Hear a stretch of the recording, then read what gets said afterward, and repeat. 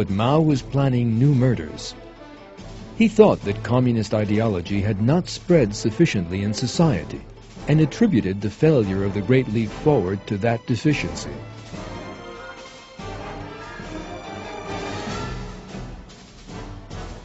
Mao's supporters printed tens of millions of copies of his Little Red Book, consisting of some of his speeches.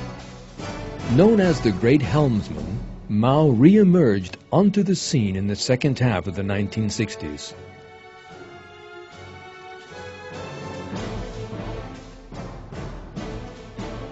A display of swimming he gave in the Yangtze River demonstrated both his energy and his support.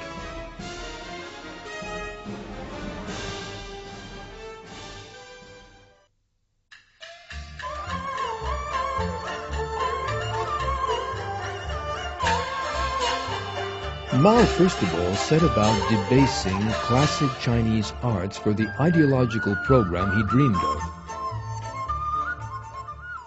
He wished to graft the ideas of violence and conflict, the basis of communism, onto society, and thought he could commence the process with opera.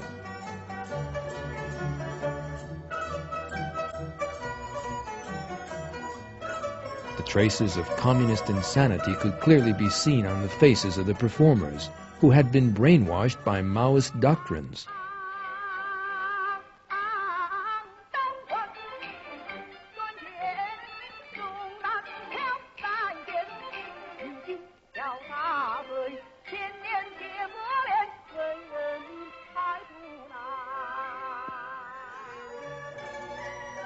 A visit by Mao to the opera was the greatest honor imaginable for such fanatical supporters.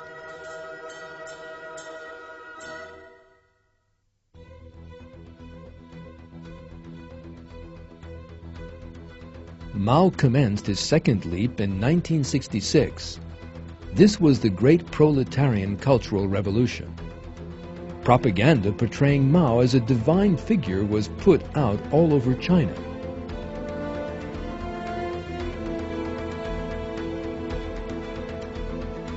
School children were made to learn his Little Red Book off by heart.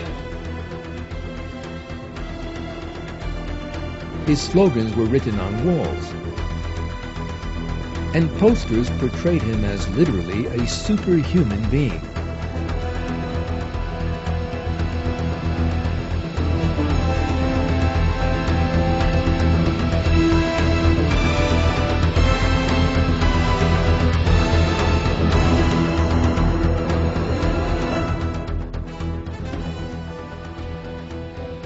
The militants of the Cultural Revolution were young students known as Red Guards.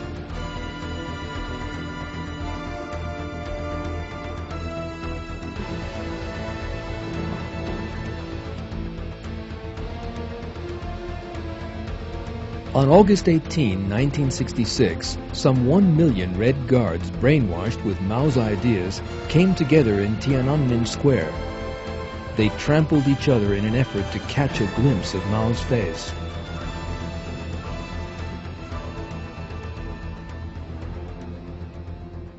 One young girl student was brought to Mao's side and shook his hand. Even if that was of little significance to Mao himself, it was a matter of the greatest significance to the girl and her friends, who all fell over themselves to touch the hand that had been shaken by Mao.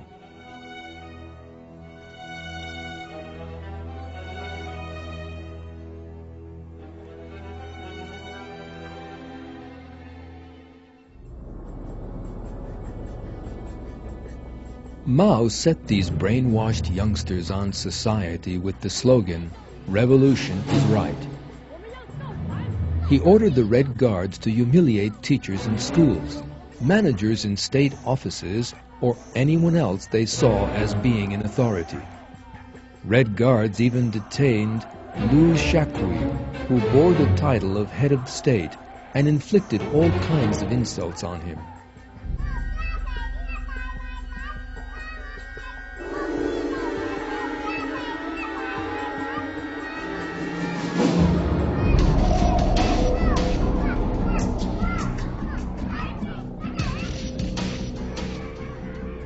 Anyone involved in the management of any institution was accused of not being a communist, even if he had done nothing wrong, and would be hauled up in front of the crowds and humiliated.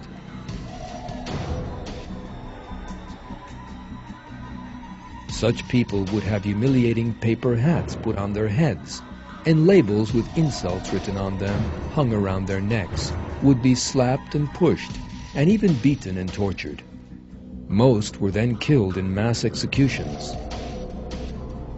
The Red Guards were even capable of humiliating and beating their own parents. They would stop passers-by and ask them about passages from Mao's Little Red Book, beating those who failed to answer correctly. More than 1 million people were killed in this way. This is how one observer described the inhuman treatment meted out to university professors detained during the Cultural Revolution.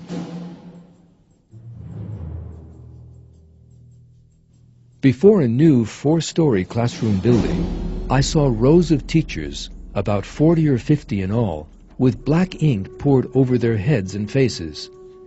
They all wore dunce caps and carried dirty brooms, shoes, and dusters on their backs. Hanging from their necks were pails filled with rocks. Finally, they all knelt down, burned incense, and begged Mao Zedong to pardon their crimes. Beating and torture followed. I had never seen such tortures before.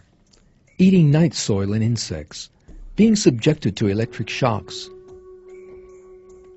being forced to kneel on broken glass, being hanged like an aeroplane by the arms and legs.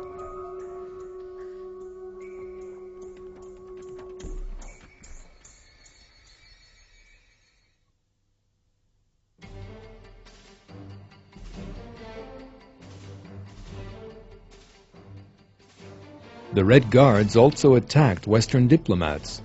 The country was being drawn ever deeper into chaos and violence. Museums were ruined, books burned, after which fighting broke out between rival Red Guard factions. Factories, schools, and hospitals all stopped functioning.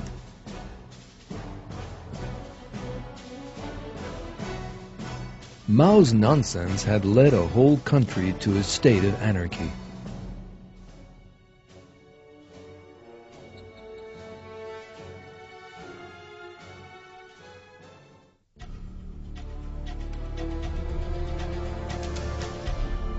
Order was only restored when the army intervened. The Red Guards were made harmless and sent off to labor in the fields.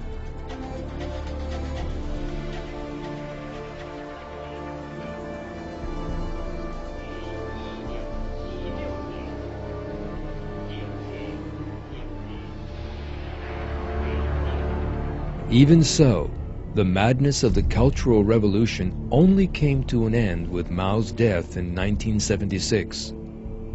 The Communist Party's loyalty to him continued, however. In the funeral lament written for him, the bloody dictator was portrayed as a superior being.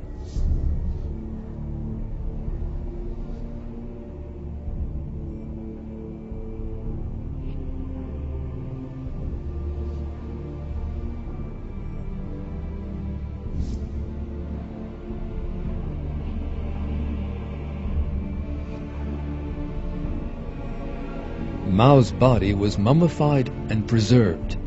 His ideology would survive, however, and continue to spill blood.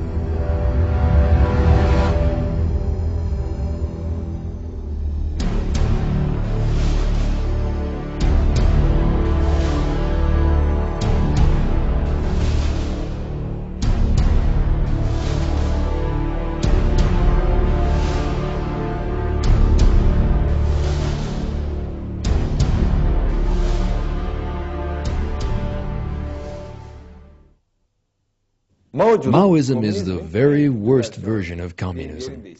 The interesting thing is that this tragedy struck not only China, but also other countries influenced by China.